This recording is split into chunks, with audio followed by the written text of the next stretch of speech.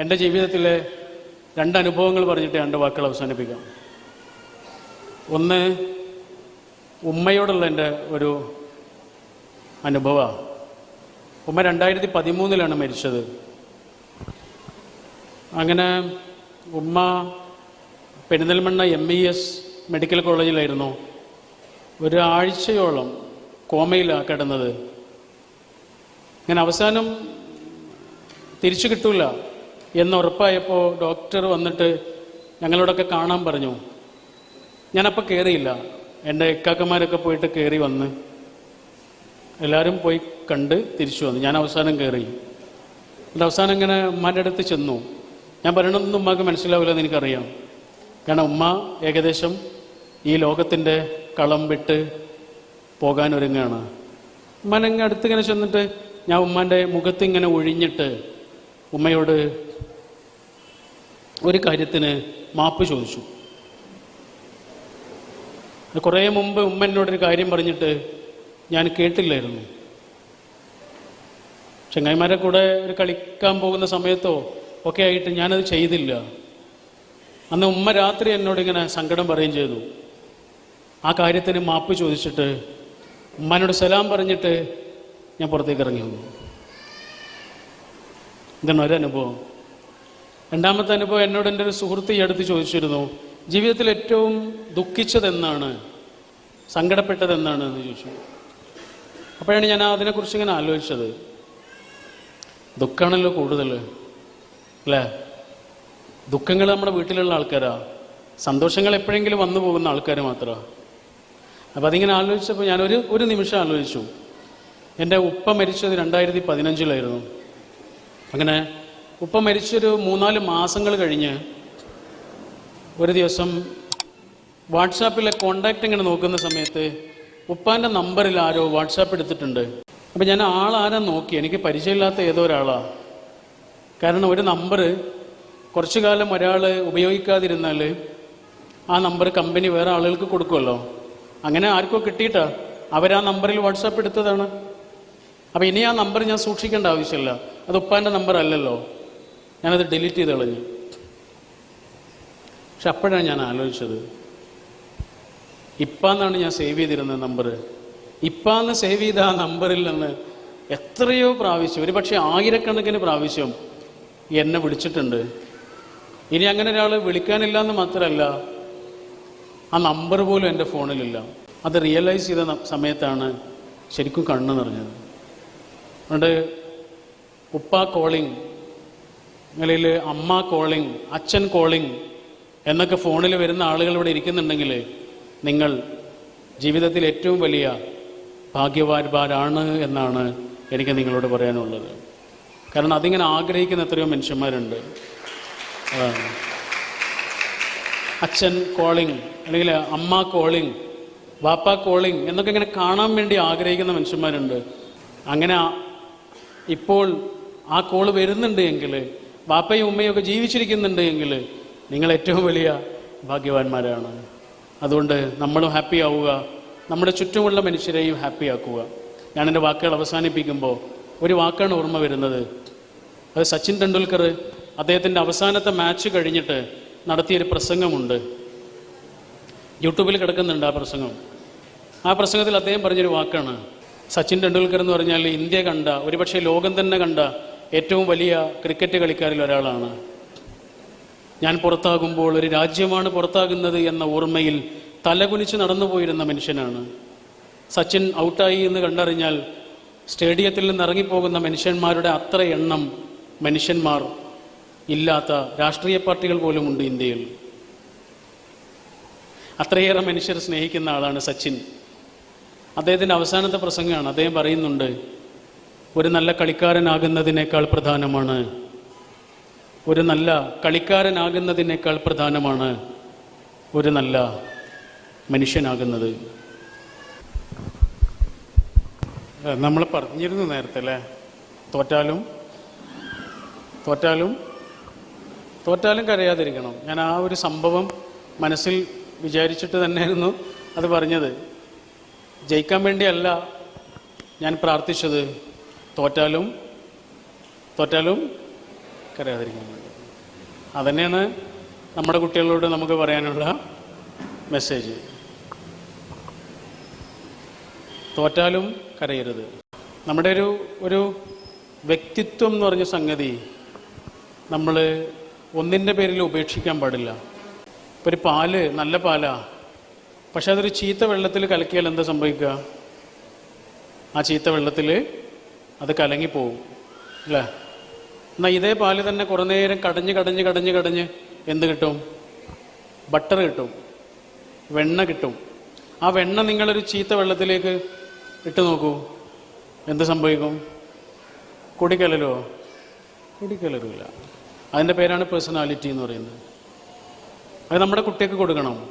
കടഞ്ഞെടുത്ത ഒരു മനസ്സ് കൊടുക്കണം, ധൈര്യം കൊടുക്കണം. ഒരു പന്ത് കളി നടക്കുന്ന സമയത്ത് ഓരോ ആളുകളും ഇങ്ങനെ ആ പന്തിനെ തട്ടിക്കൊണ്ടിരിക്കുക. 14 ആളുകൾക്കും തട്ടാനൊരു പന്തേ ഉള്ളൂ. ആരുടെയോ തട്ടുകൊണ്ട് പന്ത് ഒരുപാട് ദൂരെ പോയിട്ട് വീണ് അതൊരു കുട്ടി ഓടിച്ചെന്ന് എടുത്തു. എന്നിട്ട് കുട്ടി പന്തിനോട് ചോദിക്കുന്നുണ്ട്, എന്തിനാ എല്ലാവരും നിന്നെ ഇങ്ങനെ തട്ടുന്നത്?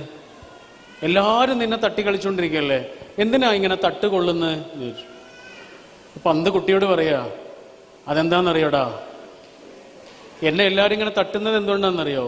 എൻ്റെ ഉള്ളിൽ ഒന്നുമില്ല, ശൂന്യമാണ്. എൻ്റെ ഉള്ളിലെങ്ങാനും ഇങ്ങനെ നിറഞ്ഞു കിടക്കുന്നത് ഇരുമ്പിൻ്റെ കഷ്ണങ്ങളായിരുന്നെങ്കിൽ ആർക്കും എന്നെ തട്ടിക്കളിക്കാൻ കഴിയില്ല.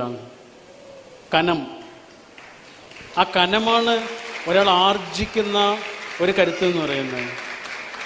ആർജിക്കുന്ന കരുത്ത് അതാണ്. അപ്പം നമ്മുടെ കുട്ടികൾക്ക് ചെറുപ്പം മുതൽ തന്നെ ഈ ഒരു ധൈര്യം ഇങ്ങനെ കൊടുക്കണം. പ്രത്യേകിച്ച് പെൺകുട്ടികൾക്കൊക്കെ കൊടുക്കണം. ഈ വാർത്തകളൊക്കെ ഇങ്ങനെ വായിച്ചിട്ടെ പെൺകുട്ടികൾ വല്ലാതെ ഒരു അരക്ഷിതത്വം അനുഭവിക്കുന്നുണ്ട്.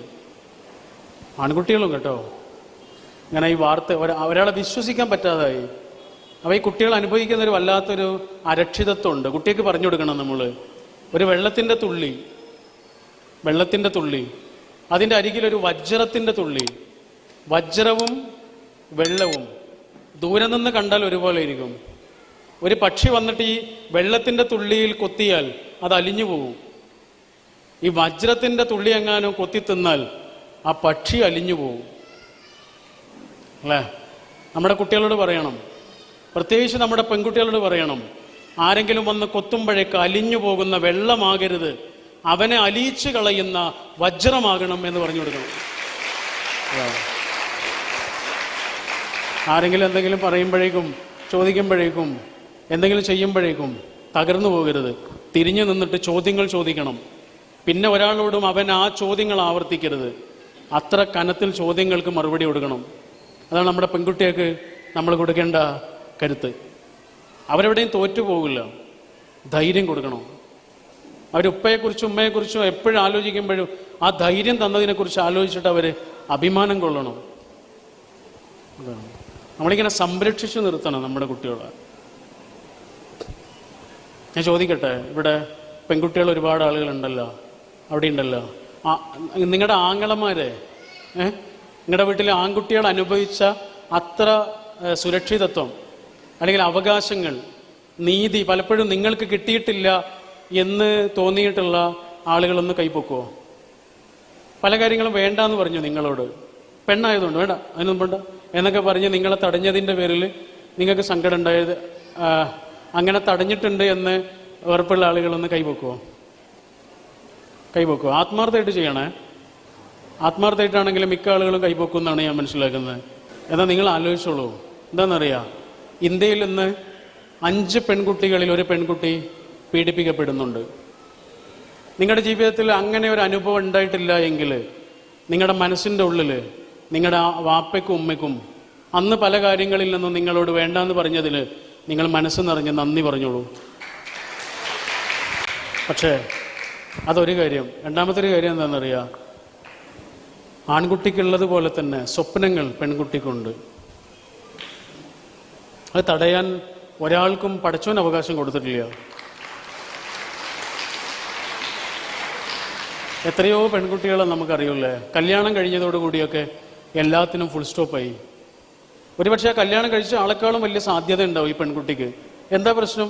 മൂപ്പർക്ക് ഇഷ്ടമല്ല, മൂപ്പര ഉമ്മാക്ക് ഇഷ്ടമല്ല, മൂപ്പര വാപ്പക്ക് ഇഷ്ടമല്ല, ഇങ്ങനെ പറഞ്ഞിട്ട് തകർന്നു പോയ എത്ര സ്വപ്നങ്ങൾ ഉണ്ടെന്നറിയോ?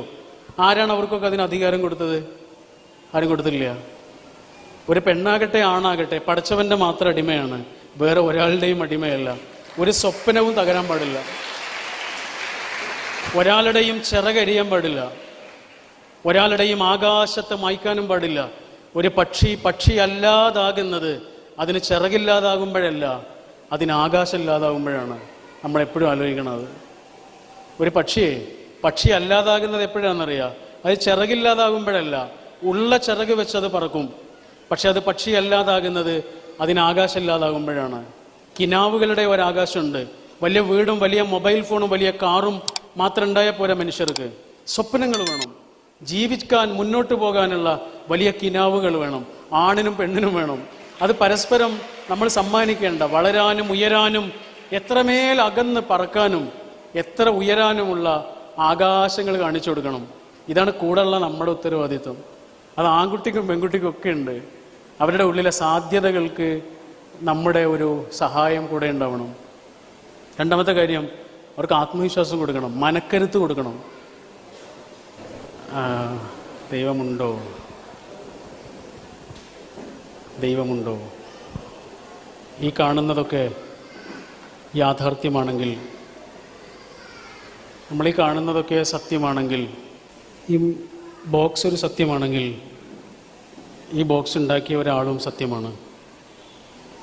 നമ്മളീ കാണുന്നതൊക്കെ യാഥാർത്ഥ്യമാണെങ്കിൽ, ഇതിൻ്റെയൊക്കെ പിന്നിൽ ഒരു മഹാശക്തിയുണ്ട് എന്നുള്ളത് യാഥാർത്ഥ്യമാണ്. അത്രയേ ഉള്ളൂ. അത് എൻ്റെ ബോധ്യമാണ്. മദ്രസയിലെ ഉസ്താദ് പറഞ്ഞു തന്നതുകൊണ്ടല്ല ഞാൻ ദൈവത്തിൽ വിശ്വസിക്കുന്നത്, എനിക്ക് ഉറപ്പുണ്ടായതുകൊണ്ടാണ്. ആ ഉറപ്പ്, ആ ബോധ്യം, ആ അനുഭവം എൻ്റെ പ്രിയപ്പെട്ട അനിയനും ഉണ്ടാകട്ടെ എന്ന് ആശംസിച്ചുകൊണ്ട് പറഞ്ഞു. സാർ നേരത്തെ പറഞ്ഞല്ലോ, മരിച്ചു കഴിഞ്ഞാൽ ആത്മാവാണ് പോവാണ്. ഈ ആത്മാവ് എടുക്കാണ് പോണേ? ആത്മാവ് വന്നത് എവിടെ നിന്നാണോ അങ്ങോട്ടാണ് പോണത്. ചോദിച്ചത് ഉദ്ദേശിച്ചത്, അതായത് ഈ ജീവിതത്തിൽ മനുഷ്യൻ ചെയ്ത ഓരോ തെറ്റുകളുണ്ടല്ലോ, ആ തെറ്റുകൾക്കുള്ള ശിക്ഷ കിട്ടും. ആ ശിക്ഷ കിട്ടുമ്പോൾ ഈ ആത്മാവിന് വേദന ഉണ്ടാവും. സാർ അതിൽ പറഞ്ഞല്ലോ, വേദനയ്ക്കില്ലാന്ന്, അടിച്ചാലും വേദനയ്ക്കില്ലാന്ന്. ആത്മാവിന് വേദന തുടങ്ങുന്നത് മരണത്തിന് ശേഷമാണ്. മരിച്ചു കഴിഞ്ഞല്ലേ അവിടെ ഇരുന്നോളൂ.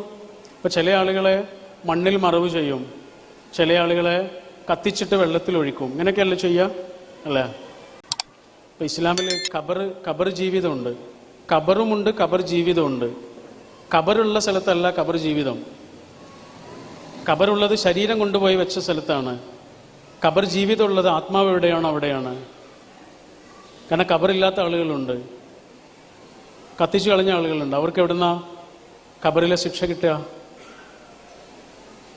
ഖബറിലുള്ളവർക്ക് മാത്രം പോരല്ലോ ഖബർ ശിക്ഷ. മണ്ണിനടിയിൽ നമ്മൾ കൊണ്ടുപോയി വെച്ചതൊരു ശരീരത്തെയാണ്. രക്ഷയും ശിക്ഷയും ഒക്കെ അനുഭവിക്കുന്നത് ആത്മാവാണ്. ഇവിടെ ജീവിക്കുമ്പോൾ ആത്മാവിനൊന്നും ഏൽക്കണില്ല, ഇവിടുന്ന് പോയാൽ ശരീരത്തിനൊന്നും ഏൽക്കണില്ല. ഒക്കെ ഒക്കെ ആത്മാവിനാണ് രക്ഷയും ശിക്ഷയും ഒക്കെ ഉള്ളത്. ആത്മാവ് എവിടെയാണോ അതാണ് ആത്മാവുകളുടെ ലോകം എന്ന് പറയുന്നത്. ആത്മാക്കളുടെ ലോകത്തേക്കാണ്, ആത്മാവിൻ്റെ ഉടമയിലേക്കാണ് ആത്മാവ് തിരിച്ചു പോണത്. ആ ഉടമയാണ് അതൊക്കെ തീരുമാനിക്കുകയും ചെയ്യുന്നത്.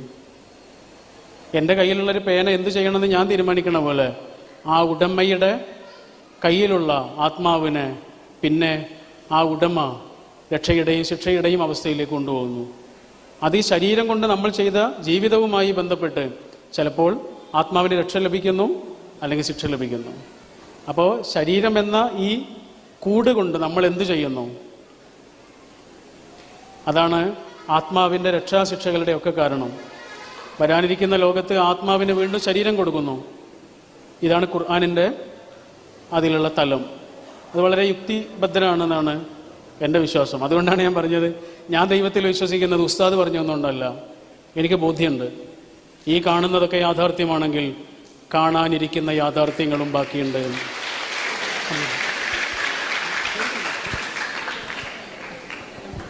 സാറിൻ്റെ മതം ഏതാണ്? ഏതാണ് എൻ്റെ മതം? ഇരുന്നുള്ളൂ. മതം എന്ന് പറഞ്ഞാൽ ശരിക്കും എന്താ അറിയോ, ഇപ്പോൾ ഈ ആളുകൾ ഭയങ്കര റിലീജിയസ് ആണിപ്പോൾ. നിങ്ങൾ ശ്രദ്ധിച്ചില്ലേ? ആരാധനാലയങ്ങളാവട്ടെ, അടയാളങ്ങളാവട്ടെ, തീർത്ഥാടനങ്ങളാകട്ടെ, വളരെ റിലീജിയസ് ആണ്. പക്ഷെ കുറഞ്ഞു പോയത് എന്താണെന്നറിയോ? സ്പിരിച്വാലിറ്റിയാണ്. സ്പിരിച്വാലിറ്റി എന്ന് പറഞ്ഞാൽ എന്താണെന്നറിയോ? ആത്മീയതയാണ്. സ്പിരിച്വാലിറ്റി എന്ന് പറഞ്ഞാൽ നന്മയാണ് കേട്ടോ. അത് ഒരാളുടെ മുഖത്തുണ്ടാകുന്ന പുഞ്ചിരിയാണ്, ഒരാളുടെ ഉള്ളിലുണ്ടാകുന്ന സ്നേഹവും സന്തോഷവും, മനുഷ്യരോടൊക്കെ ജാതിയും അതൊന്നും നോക്കാതെ മനുഷ്യരോട് ഒരാളിങ്ങനെ പുലർത്തുന്ന നല്ല മനസ്സാണത്.